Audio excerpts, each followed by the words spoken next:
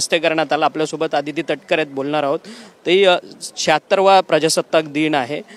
यंदाचं मान ध्वजारोहणाचं रायगडचं तुम्हाला भेटलेलं आहे, त्या संदर्भातला शासन निर्णय काढलेला आहे, काय भावना आहेत? मी आपल्या माध्यमातून पहिलं तर सर्वच भारतातील नागरिकांना, महाराष्ट्रातील आपल्या जनतेला प्रजासत्ताक दिनाच्या मनापासूनच्या शुभेच्छा देते।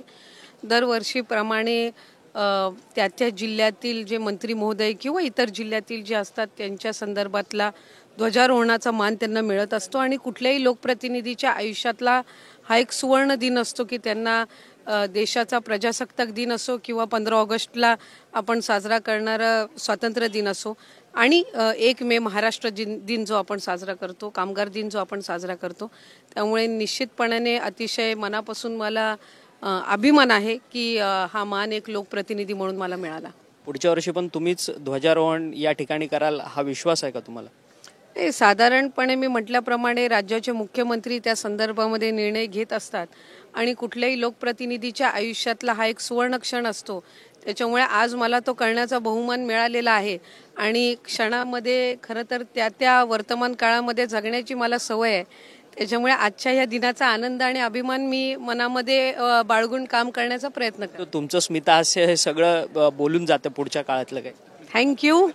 महिला बालविकास कल्याण मंत्री आहात, परंतु सातत्याने तुमच्या मुख्यमंत्री लाडकी योजना जे गेम चेंजर ठरलेली योजना आहे त्या संदर्भात अनेक बातम्या वृत्तपत्रातून येतात आहेत।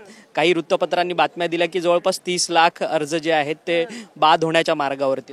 नाही, मला माहित नाही हा आकडा कुठून येतोय ते। मी त्या वर्तमानपत्रातली बातमी आणखीन डिटेलमध्ये वाचलेली नाही आहे। आपल्या तुमच्या चॅनलच्या माध्यमातून मी सकाळी एक अपडेट बघितले, पण माझी तुमच्याच माध्यमातून सर्व माझ्या लाडक्या बहिणींना विनंती राहील की अशा पद्धतीच्या कुठल्याही बातम्यांना, अफवांना आपण बळी पडू नये।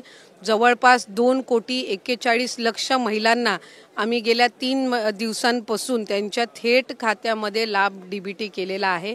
पहिल्या दिवशी आम्ही 1,07,00,000 महिलांना केला। काल सुद्धा जवळपास 1,25,00,000 महिला 1,25,00,000 महिलांना लाभ वितरित झालेला आहे, त्यामुळे त्या पद्धतीनं लाभाचं जे वितरण आहे ते इतर वेळेस सारखं सुरू आहे।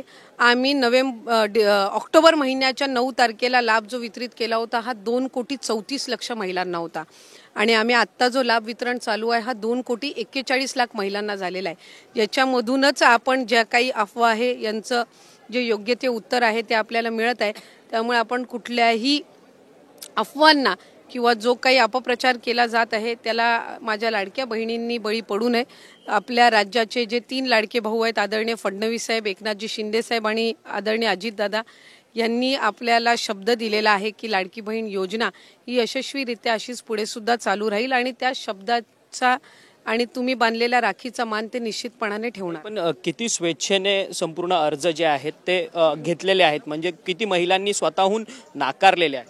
त्याची आकडेवारी रोज ही बदलत असते, त्याच्यामुळे त्या संदर्भामध्ये मला डे टू डे काही अपडेट आत्ताच्या घडीला नाही आहे, पण ते काही फार नाही आहेत, हजारोंच्या संख्येमध्ये आहेत। आपल्या माध्यमातून मी इतर वेळेला सुद्धा लाडक्या बहिणींना आवाहन केलेलं आहे की ज्या पात्र नाही आहेत किंवा ज्यांनी चुकून 2 किंवा 3 अर्ज भरलेले असतील त्यांनी स्वतःहून स्वइच्छेने देण्यासाठी सुद्धा, किंवा काहींना सरकारी नोकरी लागलेली आहे, काही लग्न होऊन आता इतर राज्यामध्ये गेलेले आहेत, काहींचं उत्पन्न वाढलेलं आहे, असे स्वतःहून पुढे येत आहेत। त्यामुळे व्हॉलंटरीली जे पुढे येत आहेत त्या संदर्भामध्ये जो योग्य तो निर्णय